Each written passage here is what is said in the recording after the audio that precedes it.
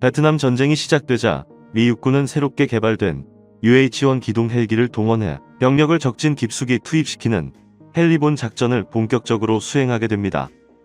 하지만 월맹군의 반격으로 기동 헬기의 피해가 늘어가자 미군은 이들을 보호할 수 있는 전용 공격 헬기 AH-1 코브라를 개발하게 되었고, 이 기체의 민첩한 기동성과 강력한 공격력은 수풀이 우거진 밀림에서 큰 역할을 하게 됩니다. 미 해병대는 육군이 운용하고 있던 코브라 공격 헬기에 상당한 관심을 보이면서도 한 가지 아쉬웠던 점이 있었는데, 그것은 바로 코브라의 단발 엔진이었습니다.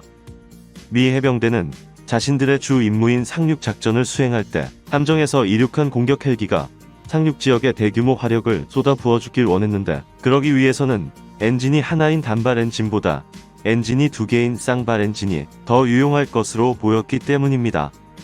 하지만 미 국방부는 해병대만을 위한 쌍발 엔진 공격 헬기를 개발하게 되면 육군과의 공통성이 떨어지고 비용이 증가한다는 이유로 처음에는 이 같은 요구를 거부했습니다. 그러나 미 해병대의 끈질긴 노력으로 결국 그들의 요구가 수용되었으며 쌍발 엔진이 장착된 AH-1J형 시코브라가 개발되게 됩니다.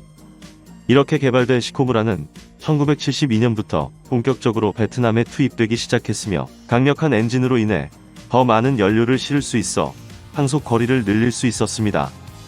이 무렵 친미 국가였던 이란이 202대의 코브라를 주문하게 되는데, 이렇게 이란으로 수출된 코브라 중 62대는 토움 미사일을 운용할 수 있어 인터내셔널 AH-1J형으로 불리게 되었습니다.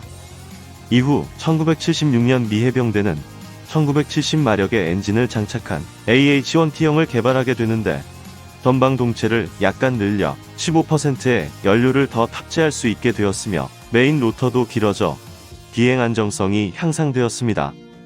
1980년대 미 해병대가 보유한 코브라의 성능이 계속 향상되어 갔지만, 그렇다고 해서 새롭게 개발된 신형 공격 헬기 아파치의 성능을 뛰어넘을 수는 없었습니다. 그래서 미 해병대는 자신들도 아파치 공격 헬기를 보유하길 원했지만, 미 국방성은 예산 문제를 이유로 해병대의 아파치 도입을 승인하지 않았습니다. 결국 미 해병대는 기존에 보유하고 있던 코브라를 개량해 육군의 아파치와 거의 대등한 성능의 공격 헬기를 확보하기로 결정합니다.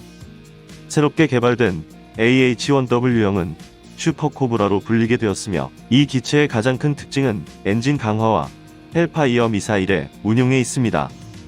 제네럴 일렉트릭사의 T700 엔진을 장착해 기존 1970마력에서 3380마력으로 성능이 60%나 향상되었으며, 사거리 8km의 헬파이어 미사일을 장착하게 되었는데, 기존 토 미사일은 목표물에 명중할 때까지 정지 비행을 유지하며 계속 유도를 해주어야 했던 반면, 헬파이어는 사격 후 유도가 필요 없는 파이어 앤 포겟이 가능했습니다. 그렇다고 해서 토 미사일이 완전히 사라진 것은 아닙니다. 헬파이어는 무유도 방식이기는 하지만 적의 전파 방해에 취약할 수 있기 때문에, 이러한 전파에 영향을 받지 않는 토유도 미사일은 여전히 코브라의 주요 무기로 사용되었습니다. AH-1W형의 또 다른 특징은 공대공 임무를 부여했다는 것입니다. AIM-9 사이드 와인더 공대공 미사일을 장착하고 있어 적 항공기에 대한 제한적인 공격이 가능하며, 적의 레이더를 추적해 파괴하는 AGM-122 사이드 암 미사일도 장착하고 있습니다. The modern-day AH-1W was designed and built utilizing new technology and state-of-the-art components. The AH-1W offers the widest array of weapons qualified on any helicopter, with the lowest operating costs in its class. The Whiskey Cobra is the only attack helicopter in the world to have the dual anti-armor capability of TOW and Hellfire missiles. The Super Cobra normally carries 2.75-inch rockets with submunitions warheads. Other weapon options are 5-inch Zuni rockets, bombs, and the Maverick air-to-ground missile.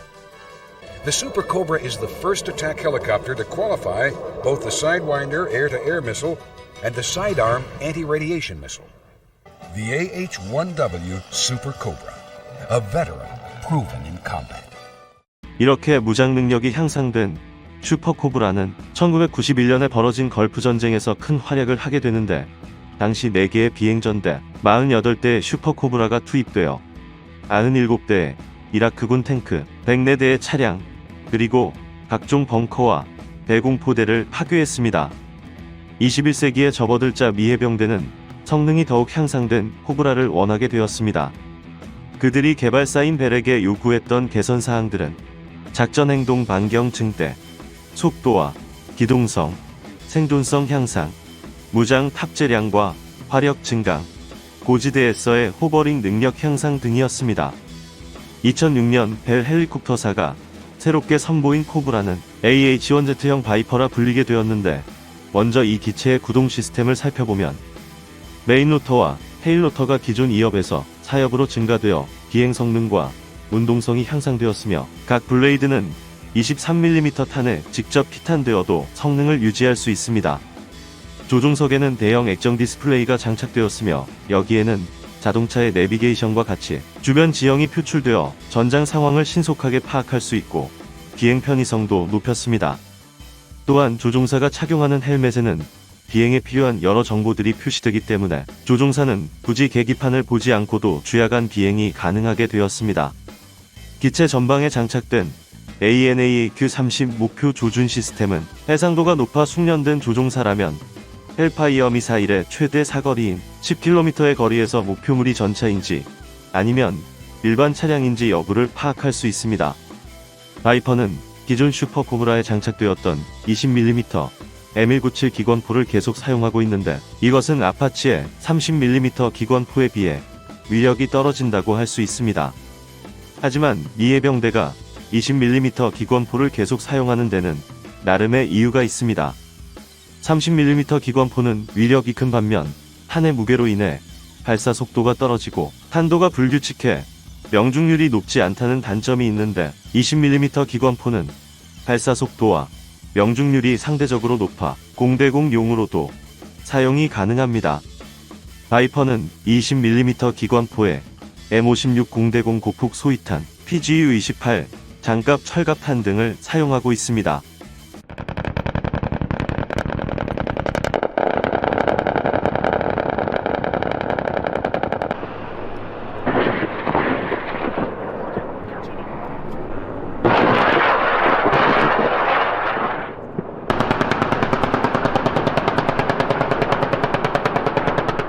공격 헬기에게 가장 큰 위협이 되는 무기는 적외선 유도 방식의 지대공 미사일이라고 할 수 있는데, 바이퍼는 이러한 미사일을 피하기 위해 엔진 배기구 부분에 적외선 복사 억지 기구를 설치했으며, 그 밖에 적의 전자파 공격에 대한 대응 장치도 가지고 있습니다. 바이퍼는 시제품이 나온 이후 일선부대에 실전 배치되기까지 총 10년의 시간이 필요했는데, 이 시험 평가 기간 중 가장 많은 부분을 차지했던 것이 바로 방염 방수 평가였습니다. 바이퍼는 주로 해상에서 운용되는 만큼 모든 부품을 고분자 소재로 밀봉하는 작업이 진행되었으며, 기체 외부는 3차에 걸친 페인트 작업을 거치게 됩니다. 먼저 1차적으로 노란색의 특수 부식 방지 기초 페인트를 바르고, 이어 흑색의 프라이머를 다시 바르며 마지막으로 회색의 특수 페인트를 도포해 염분과 수분을 완전히 차단합니다. 뿐만 아니라 기체 내부에 들어가는 배선과 항전 장비에도 모두 차폐 코팅 처리를 하게 되는데, 이러한 공정을 거치게 된 바이퍼는 염분과 수분뿐만 아니라 미세한 모래먼지도 차단하게 되어 뜨거운 사막이나 고온다습한 아열대 지역에서도 운용이 가능합니다. 상륙함에서 헬기를 운용하기 위해선 기본적으로 주 날개를 접을 수 있어야 하는데, 바이퍼는 반자동 방식으로 날개를 접을 수 있으며, 이 작업은 최대 4분 내에 가능해 신속한 작전 투입이 가능합니다. 미 해병대는 공격 헬기인 바이퍼와 함께 기동 헬기인 UH-1Y도 운용하고 있는데, 이 두 기체는 약 85%의 공통성을 가지고 있어 군수 보급에 있어서 큰 이점을 누릴 수 있습니다. AH-1Z 바이퍼는 아파치와 비교해 도입 비용이 상대적으로 낮고 운용 유지비도 절반 정도에 불과하지만 공격력은 거의 대등하다고 할 수 있습니다. 바이퍼는 실전에서 성능이 검증된 코브라 시리즈의 결정판이라고 할 수 있으며, 미 해병대는 앞으로도 상당 기간 동안 이 기체를 자신들의 공격 헬기로 사용할 것입니다. 이상으로 AH-1Z 바이퍼였습니다.